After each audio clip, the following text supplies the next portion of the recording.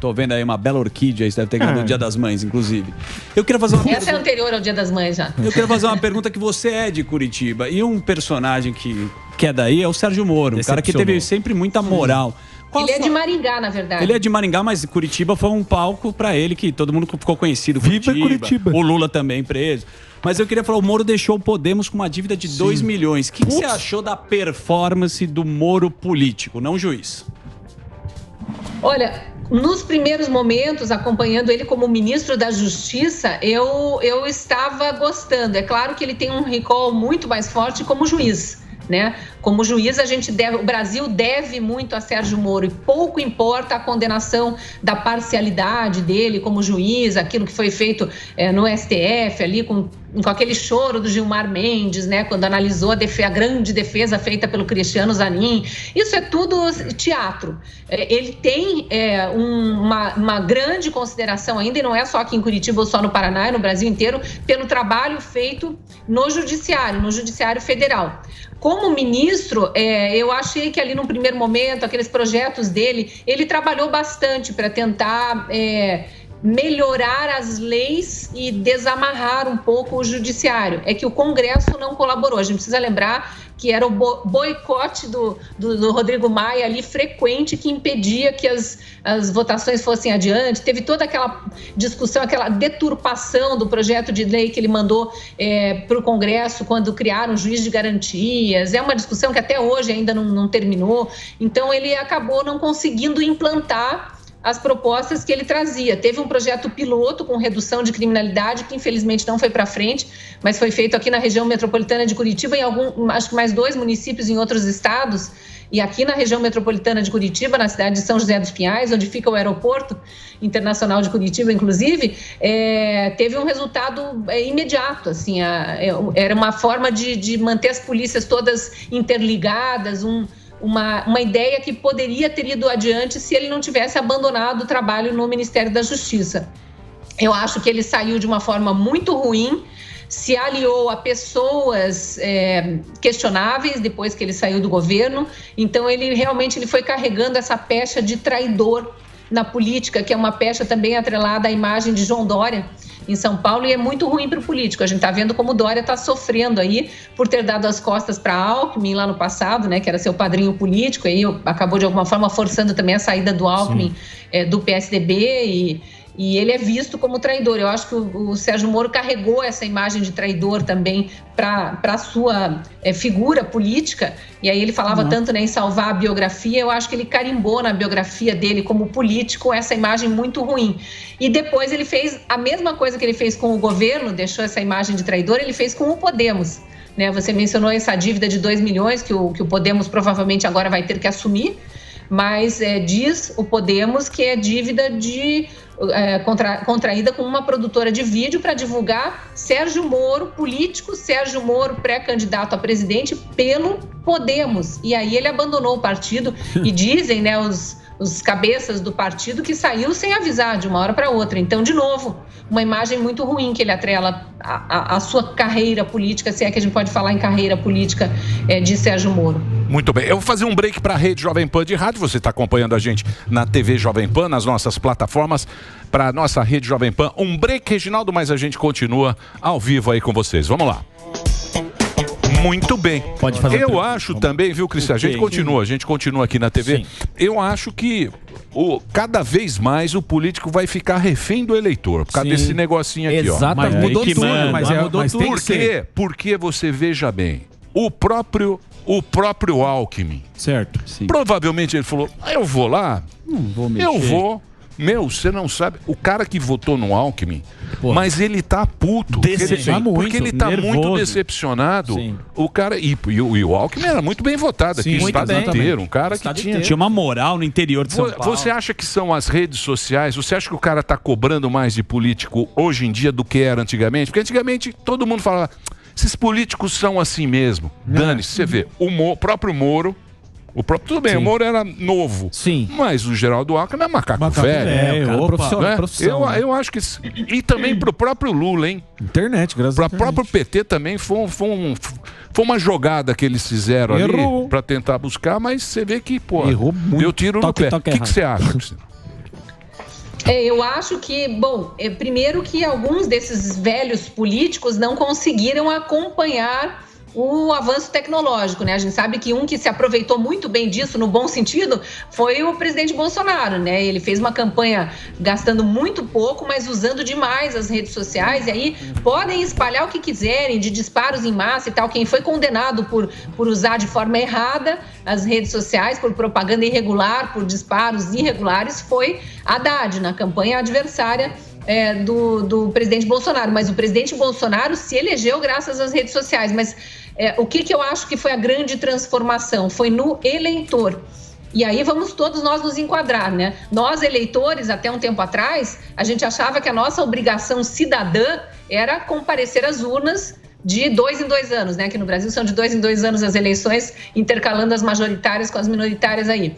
E aí depois largava, ninguém acompanhava. E eu sempre disse nas minhas análises políticas, quando eu comecei no jornalismo de opinião, que a gente precisa... E assim, o eleitor tem a desculpa de eu não conseguir eleger o meu candidato, então não preciso nem acompanhar. Não. Se a gente não elege vereador, deputado estadual, deputado federal, senador, a gente tem a obrigação cidadã de escolher um para nos representar, porque aqueles que foram eleitos representam todo mundo. Então, mesmo que o eleitor não tenha conseguido eleger aquele candidato dos seus sonhos, ele tem que escolher algum que ele ache mais ou menos parecido com a sua linha de pensamento e seguir o mandato daquele e fiscalizar aquele, porque nós, eleitores, somos fiscais deles. E quando a gente não acompanha, aí eles deitam e rolam mesmo. Então, eu acho que começou a haver essa conscientização por parte do eleitor, e em relação aos cargos majoritários nem se fala, né? Porque aquele que não conseguiu eleger o prefeito, o governador e o presidente, ele já se coloca de imediato na condição de opositor. Então ele fica de olho em qualquer coisa que ele acha errado naquele governante, naquela gestão, e está lá divulgando com a sua rede de amigos, de parentes e compartilhando suas opiniões. Já o apoiador, ele vem em massa divulgando o que os opositores fazem questão de não divulgar. Então fica... Aí vem a tal da polarização, né? A guerra de narrativas ou a guerra de informações, de fatos, mas é as redes sociais pulverizando informações. E aí o eleitor mais antenado. Por isso que eu digo que é legítimo o eleitor anti-Lula ir para a rua vaiar. Eu entendo, é ruim quando a gente se coloca na posição do candidato, né? A gente imagina o quão desagradável é você sair para a rua querendo apresentar alguma proposta. A gente pressupõe, né, que todos os candidatos querem apresentar proposta e não só alimentar discórdia, e ele não consegue porque ele é vaiado. Mas, olha, é legítimo o eleitor que já conheceu esse candidato enquanto governante e não aprovou o seu governo vir agora se manifestar. E aí você mostrou teu celular aí, Emílio, eu vou mostrar o meu também, porque eu recebi uma mensagem ontem de uma seguidora aqui, que é uma fonte, e eu acho que isso aqui, não vai dar para mostrar direito, mas eu acho que isso aqui é o que está acontecendo. Vou ler para vocês, é uma imagem do Lula atrás da grade, e aí está dizendo o seguinte: ele continua preso e com medo. Quem o prendeu fomos nós, o povo. O povo não deixa ele sair para ir ao cinema ou à praia ou fazer um simples passeio. Colocamos Lula em uma espécie de prisão domiciliar. O STF solta, o povo prende. É isso que está acontecendo. Ele está, de uma certa forma, preso ainda. Ele não consegue ir à rua, ele consegue participar desses eventos fechados dentro de Unicamp, o FRJ, enfim, ele tem as bolhas ali meio artístico, ele tem, né, Daniela Mercury, palco dos sindicalistas, isso ele tem, mas junto ao povo ele não tem mais espaço, e é justamente porque o povo se informa agora direto na fonte. É isso aí.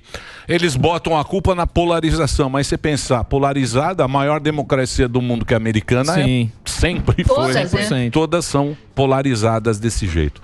Muito bem, mas vai demorar muito para esse país para ter aquele Brasil do futuro. Aquele Brasil que a gente quer. Tem que mudar, mas será que engata? Porque a democracia ela é demorada, né? Ela é longa. Então você é favorável a sair na rua. Então o Lula não vai sair mais. Não sai. Se tiver esse pensamento seu aí, sinal, de vaiar, ele vai continuar dentro da van.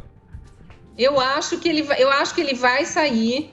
E eu acho que cada vez mais a equipe de campanha vai tentar isolar algumas ruas, algumas praças, alguns lugares para ele passar. Como foi aquela visita de férias dele na praia em Fortaleza, que precisou de polícia militar interditando a praia para ele poder tomar um banho de mar. E aí, veja, o presidente Bolsonaro vai e o pessoal mergulha atrás dele, ele mergulha atrás do povo. É muito diferente.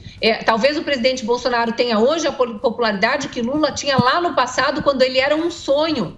Só que o presidente Bolsonaro já governou e, apesar de toda a militância de oposição, inclusive na imprensa, e de todo o massacre de mídia contra ele, ele continua tendo apoio popular. Por que isso? Porque a água chegou no Nordeste, porque as obras inacabadas estão sendo concluídas nesse governo, apesar de pandemia, apesar de guerra, porque o povo viu quem fechou comércio, quem fechou indústrias, quem fechou empresas, quem gerou esse quebra-quebra na economia que resultou em inflação. Não estou dizendo que o governo federal também não tem algum componente de culpa, mas a população entende melhor as coisas agora porque tem mais acesso à informação, como eu disse, direto da fonte, e compartilha, né? Então a gente vive nesse momento de interação intensa, existe também esse componente do compartilhamento de informações que vai ajudando a formar opiniões. Agora, eu vou dizer uma coisa pra você. Eu tenho mais dó do Ciro. Cirão? Por quê? Porque ele pega a pilha, né? Não, o Ciro apanha dos dois lados. Apanha de todo mundo. Não, apanha e bate. E ele bate em todo mundo.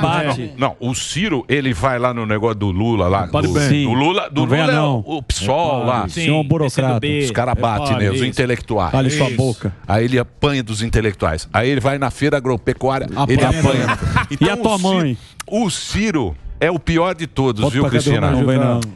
E é como vocês disseram aí, ele pega a pilha, né? Ele cai. Lembra que na eleição de 2018, depois de não ter aceito fazer campanha junto com a esquerda, inclusive tem aquela famosa, né, do Lula tá preso, ele fugiu para Paris. Ele foi passar o segundo turno em Paris porque não queria ser sequer questionado sobre eventual apoio a um lado e outro, não queria dizer que ia votar em branco ou nulo, ou entregar para quem ia votar, e fugiu. Eu tenho para mim que é o que vai acontecer nessa eleição também, mas é porque ele polariza demais e ele entra na briga, né? Ele não aceita. Você vê, o próprio Lula ali, quando é xingado em um ambiente ou outro, quem vem partir para cima dos manifestantes é Gleice, é um segurança. O Lula fica lá distante. Bonitão, eu não lembro de ter visto o ex-presidente Lula xingando um manifestante que o vaiou. Né? E o Ciro vai para cima, então complicado mesmo. Obrigado pela sua participação aí diretamente de Curitiba. A Cristina conversou com a gente aí, trazendo as notícias, e ela continua na programação da Rede Jovem.